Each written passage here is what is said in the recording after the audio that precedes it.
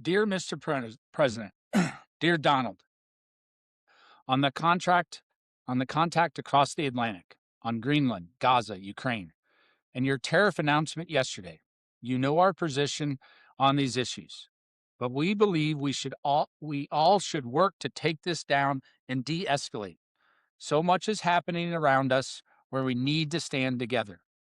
We are proposing a call with you later today, with both of us or separately. Give us a hint of what you prefer best, Alex and Jonas. That was the message from the Prime Minister of Norway.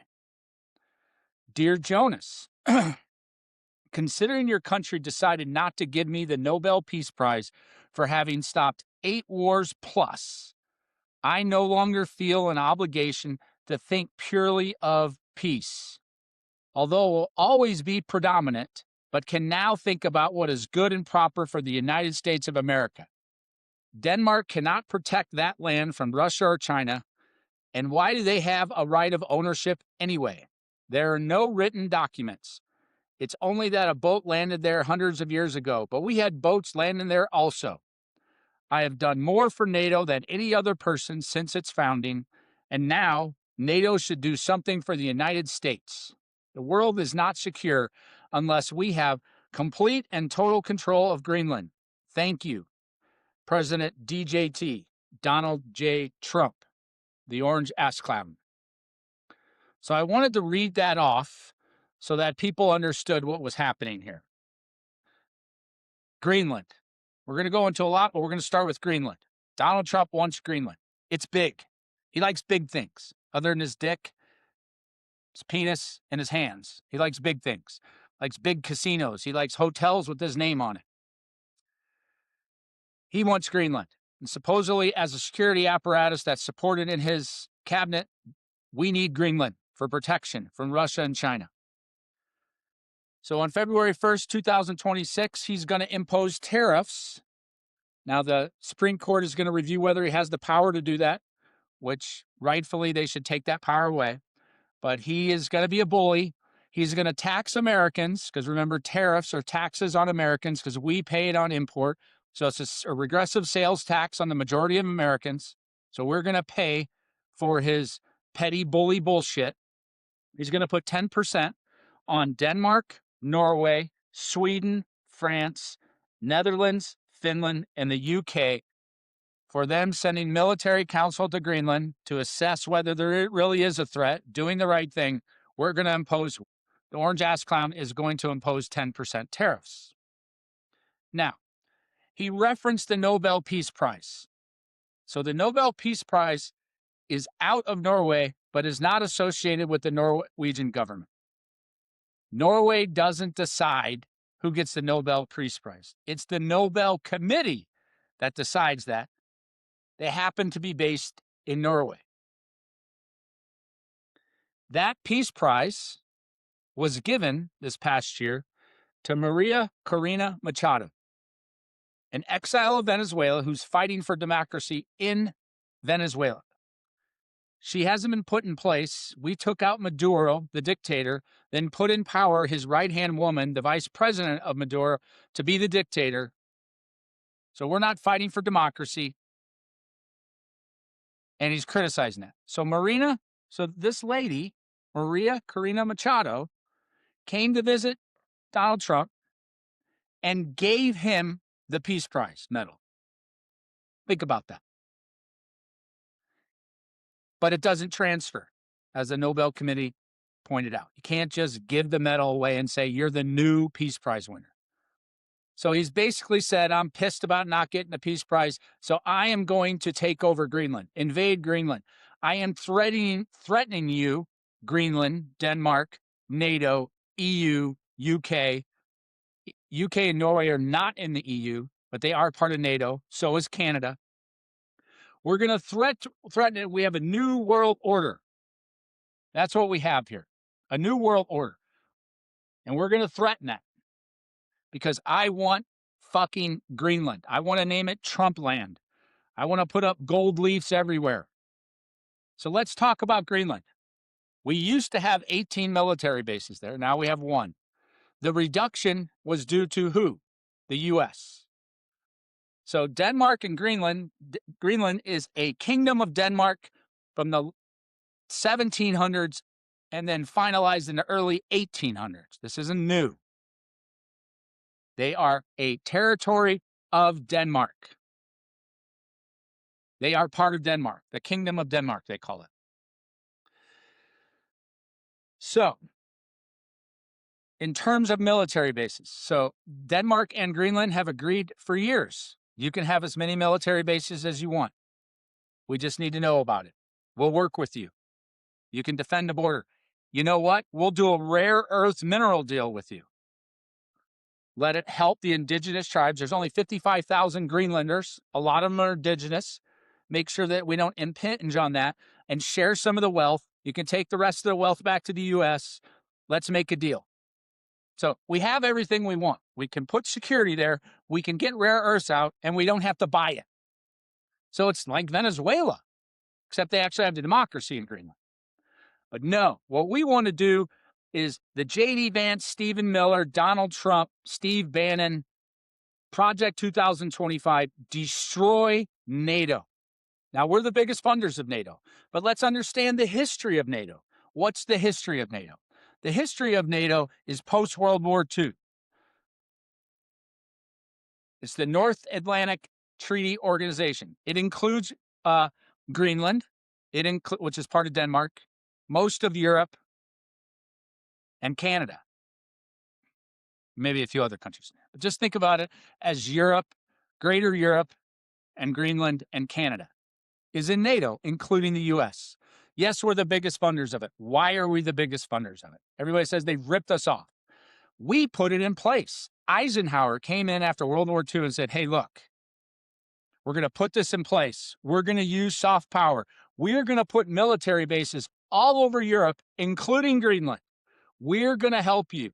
You're going to buy your shit from us legally. We're going to help defense. He didn't want nuclear proliferation. He didn't want it to start all over like it did after World War I.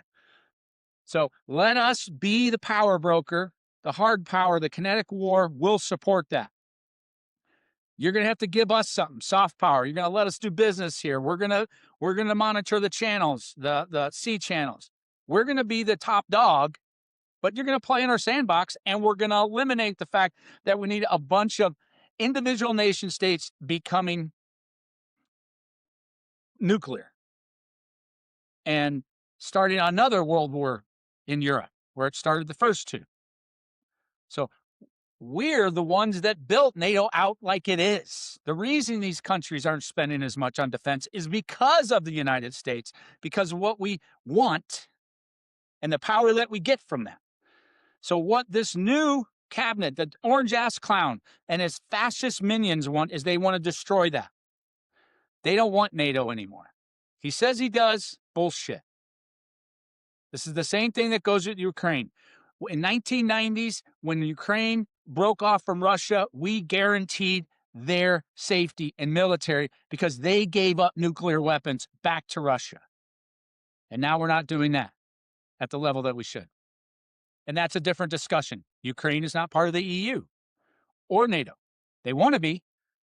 And some would say we've caused this invasion. We may have caused the circumstances for it, but we didn't cause the murder that Putin's putting in place.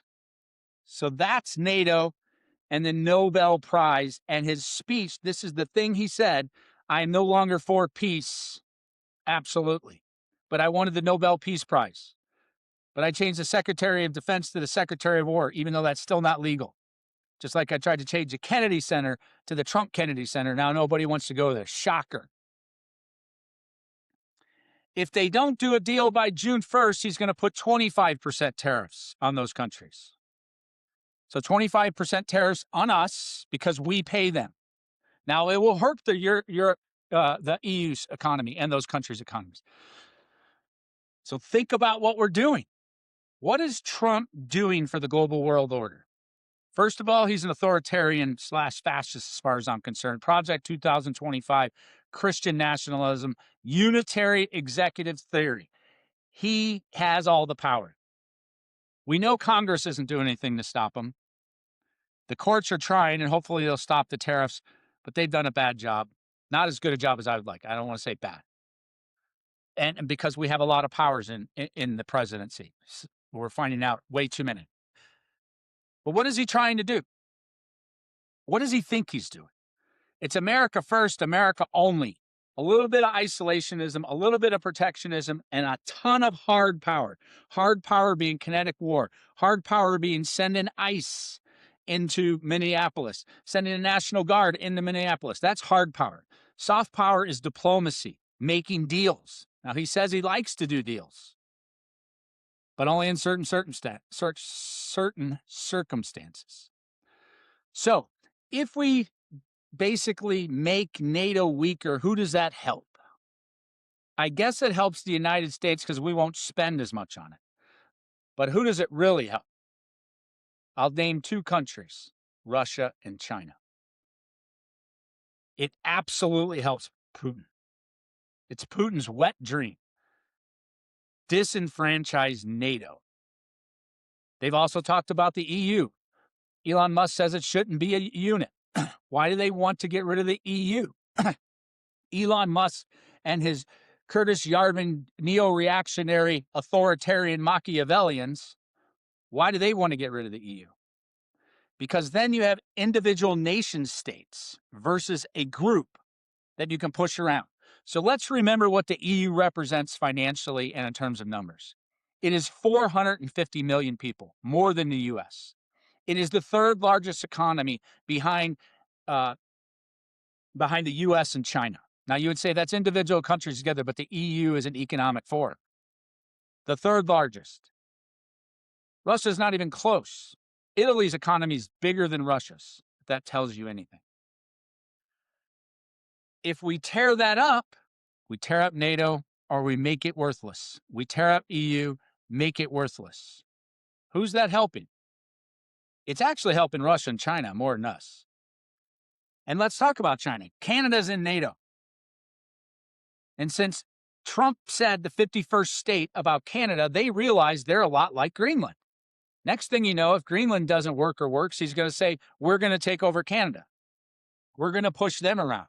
We want their access to the Arctic because it's so important. Even though we already have access to a lot of this through Alaska, and we could have more access through Greenland. But we want it all. We want to own it. Canada's Carney, the prime minister there, only won. He was losing to a right-wing candidate, but when Trump said 51st state before their election, Carney came way back. I think it was down by more than 15 points and won the election. Carney, a very intelligent guy, the premier of Canada. Guess what he's doing? He's making deals with China now, and they had a terrible relationship. So they just made a deal to bring in Chinese EVs, reduce their tariff, I think, to 10%. Which is a basic standard tariff on goods back and forth, a 10% tariff. So now they're going to have EVs there. Guess who else is making deals with the China now? Working with China, the EU. And do you think our tariffs worked on China? Their biggest exporter in the world now. They've destroyed the farming industry with the soybeans.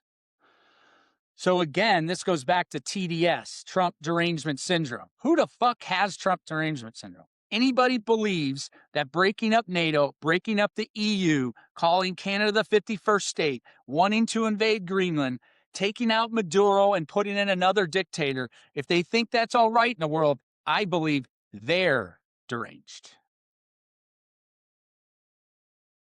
Okay? So I just wanted to go through this. I also want to make a point here about tariffs.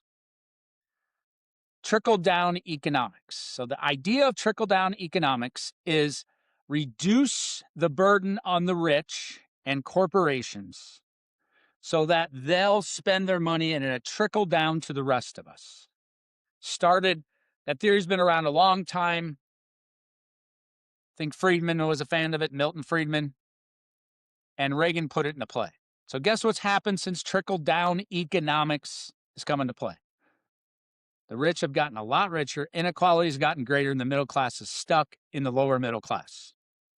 So this isn't an economics pod. What are tariffs? They're a regressive tax. So for the party that doesn't want to tax anybody, they're going to put trickle-down economics in place that hasn't worked at the level that anybody would want it to. It increases the tax burden. And then on top of that trickle-down, big, beautiful, fucked up tax bill, we're going to add tariffs on the world that U.S. taxpayers pay, because when we put a tariff, it's paid to come in. When other countries put tariffs on, their country pays it. When we put tariffs on other countries, when their goods come in, we pay it. That's a regressive tax. What I'm going to call it is piss down economics. We're going to piss all over you. And you know what? You can actually drink urine for a little while if you're in the desert, survive. And that's what it feels like. And that's exactly the plan they have. He also wants, now as we're speaking about Greenland, and we're talking about invading the world, and we're talking about hegemony, they also want to increase the budget of the orange ass clown, and Pete, the movie star Hegseth, white supremacist, increase our defense budget from 1.1 trillion to 1.5 trillion. Estimated 400 to 500 billion additional dollars. So put this in perspective, we're already the biggest spender. ICE, which has increased, I think, to 75 or 100 billion, is like the third or fourth largest military on its own on Earth. Now, who created ICE? Another well-founded trickle-down, piss-down economics leader, George Bush and Cheney. So we've created our own Gestapo. We want to create a bigger military industrial complex, Gestapo. We want to cut everything else, and we want to piss all over the public. And guess who the companies are that get these deals? Palantir, X, SpaceX, Elon Musk, Alex Carter, Peter Thiel. Who are they part of? The Machiavellian authoritarian franchise that I talked about in previous podcasts. What I mean by that is a centralized group that control the government with a prince, a Manchurian candidate, if you will, let's say in Donald J. Trump, the orange ass clown, control it, limited voting rights, and those oligarchs control everything. Now, we're already halfway there. I mean, I could throw Jeff Bezos in there with his Blue Origin and his Washington Post being the feeder newspaper now for the CIA. That's why he doesn't say anything about Trump anymore.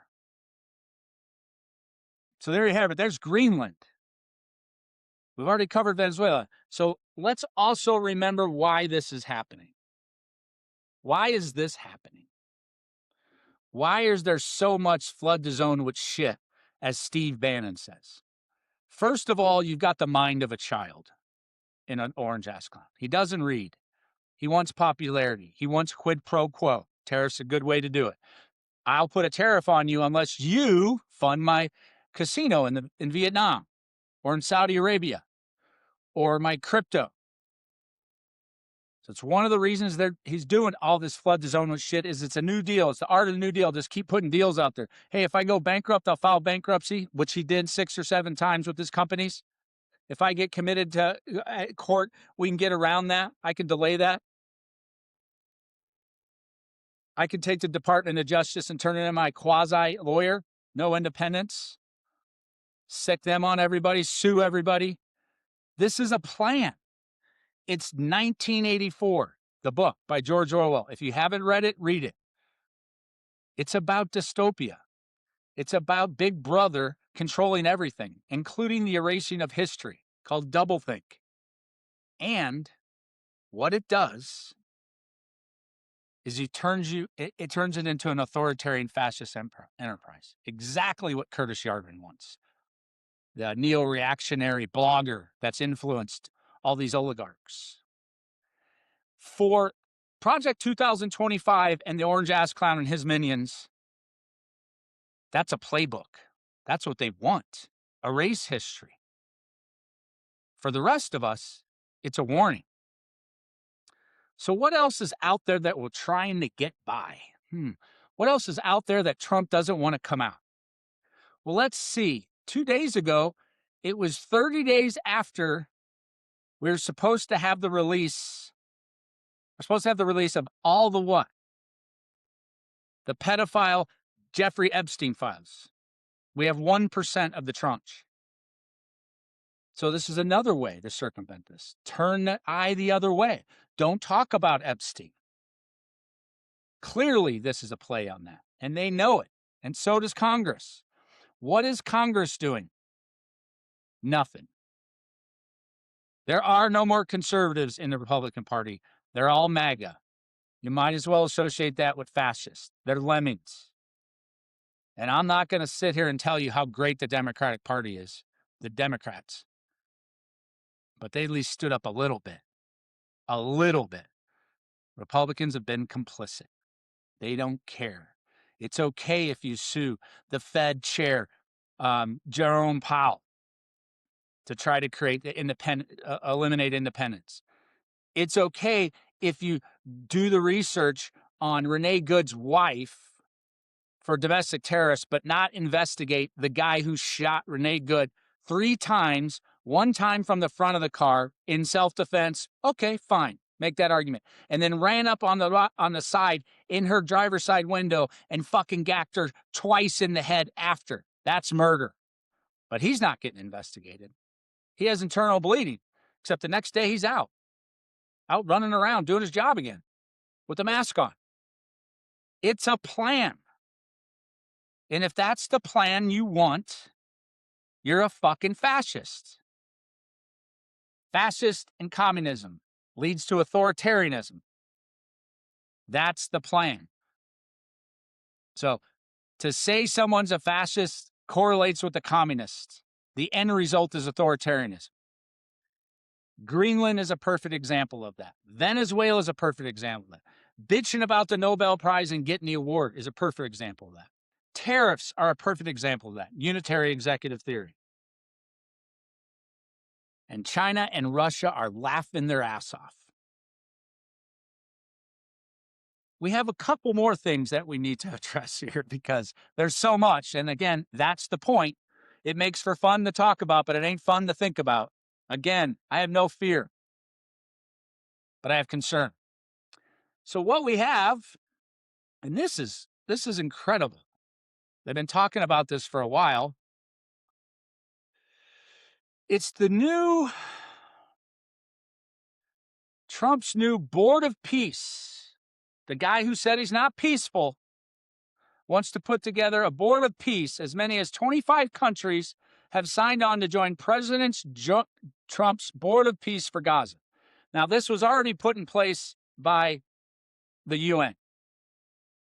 Let's think of some of the countries that they invited to this Board of Peace that has ultimate authority, with Donald J. Trump having the ability to nix anything. So if he doesn't agree with it, 24 can vote against him. He can vote for it. That's what he wants. Let's see who's gone into this. Now, if you want to be a permanent member, you have to give $1 billion. So the question is, fine, where's that billion go to? In Venezuela, we sold $500 million worth of oil. Guess where that money went? Nope, didn't go to the Treasury. It went to Qatar. And we're not really sure what's going on with that. But nobody in Congress, now remember, Republicans rule Congress, so they're not going to do anything. So of these 25 countries, let's see who signed on initially. Israel, Egypt, Azerbaijan, Kosovo, UAE, Belarus was invited. So Belarus is under a dictatorship of a puppet of Putin called Belashenko. If I fucked that up, pardon my French. Of course, Benjamin Netanyahu is going to be it. So there's no Palestinians involved. Okay? And if you want to be a permanent member, you have to pay $1 billion. Russia was invited. Russia was invited to be on the Board of Peace for fucking Gaza. Again, who's winning here? Sure in the fuck isn't the average American. It ain't the farmers, right? It ain't farmers, ain't the basic American on total costs, and we're going to get to that next. But farmers is a good example. They got fucked with soybeans in China. They got a whole $11 or $12 billion, which is a social welfare program. And now, Agricultural Secretary Brooke Rollins has explained everything's fine. This is what you can afford for $3 to eat. So what she's saying is you spend $3 on a meal. This is your meal. A piece of chicken, a piece of broccoli, a corn tortilla, and one other item. Now, the joke is that one other item could be one M&M. So again, to repeat, these are pieces. This isn't chicken. This isn't going to KFC and getting a bucket of chicken. This is a piece of chicken, a piece of broccoli, one corn tortilla, and an M&M. And everything's fine. That's from the Secretary of Agriculture. This is after Donald Trump said, everything's fine, but you only need 2 pencils for your kids and $2. But the economy is hot as fuck. 2 pencils, $2, a piece of chicken, a piece of broccoli, a corn tortilla, and an M&M. You are a fucking high roller, dude. What are you bitching about? Well, let's see. We just put 10% tariffs and we have all these other tariffs. So that $3, we got to start taking it down because we have to pay this extra. And it's showing that initially on the tariffs, companies were paying them. Now they've passed it on to the consumer, which is us, because when we tariff other countries, we pay it. It's a regressive piss-down economics tax, so we can give tax breaks to the rich and to corporations. 2 pencils and $2. So now maybe because of tariffs, you can only have $1, 1 pencil, and maybe you can still get your food. Or maybe you can have 2 pencils and $2, but you got to get rid of your M&M and your corn tortilla, so you can have a piece of chicken and broccoli. That's the plan. If you ain't paying attention, you don't understand. That's the plan. We're going to get rid of healthcare. That's the plan. We're going to put money in people's pockets for healthcare, even though rates went up 30%. And they've reduced the amount that they can make because of tariffs. That's the plan. And if you don't own property, according to the Yarvin philosophy, the neo-reactionary, monarchical, authoritarian, Machiavellian style, you don't get to vote. That's the plan. We're going to bitch about immigrants not get illegal immigrants voting, but what we're not going to do is make voting days flexible. So I'll give you a perfect example. Elon Musk talks about it all the time on X. Illegal immigrants are flooding the zone, and they're going to vote for the party of murder Democrats. Sure. Okay. I have a solution. We all use our IDs, so you have to show photo IDs, and we get 3 days to vote. Saturday, Sunday, and Monday, the first Saturday and Sunday and Monday of November, and Monday is a national holiday. I mean, MLK would probably give up his national holiday so we could have a voting national holiday because we don't have national holidays in this country. He would probably, if he was still alive, he'd probably give it up. Say, fuck, celebrate my day, celebrate voting day, because that's more important. And that brings me to MLK Jr. to finish. And I've already probably read his speech before. I'm going to read it again. But I also want to talk about what Trump did about MLK Jr. Day. So Martin Luther King Jr. is a national holiday. It was this past Monday, January 19th. That law was passed in 1983 and really been implemented over the last few decades, and people actually take it off. Because I know when it first came up in the late 80s, early 90s, we didn't even take it off for Martin Luther King Jr., an amazing man who had his faults, but it really was about civil rights. So Donald Trump and his staff and his cabinet decided that supposedly on national holidays, you can get into national parks for free.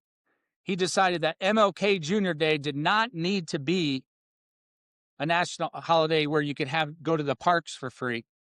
He wanted to change it to Flag Day, which is a huge day. I know we all celebrate Flag Day, and that happens to correspond with Donald Trump's birthday. So that's how he feels about MLK. Again, that's the plan. Right? We want to put up the Arc de Triomphe, like we have the Arc de Triomphe and the big arc that you drive through in France. He wants to put it in Washington, D.C., named after himself. He wants to name Greenland after himself. He wants a national holiday where you can get to the national parks for free, but he wants to take it away from a civil rights leader to the orange ass clown who walked on the streets during segregation and to fight against integration in New York City with his dad, Fred, who he learned all these fucking rules and got all his money. That's the plan. All right. So let's read. I'm going to finish this podcast as I've said a lot. There's so much more to say. But I have a dream on my website. It's a long speech, but I'm going to read some of it. It's from 1963 on the walk on the Capitol by the Washington National Monument, which I'm sure he wants to change. The orange ass clown wants to change to, the Trump National Monument, right? Wants to name everything after himself. Puts it on buildings. Okay. Martin Luther King Jr.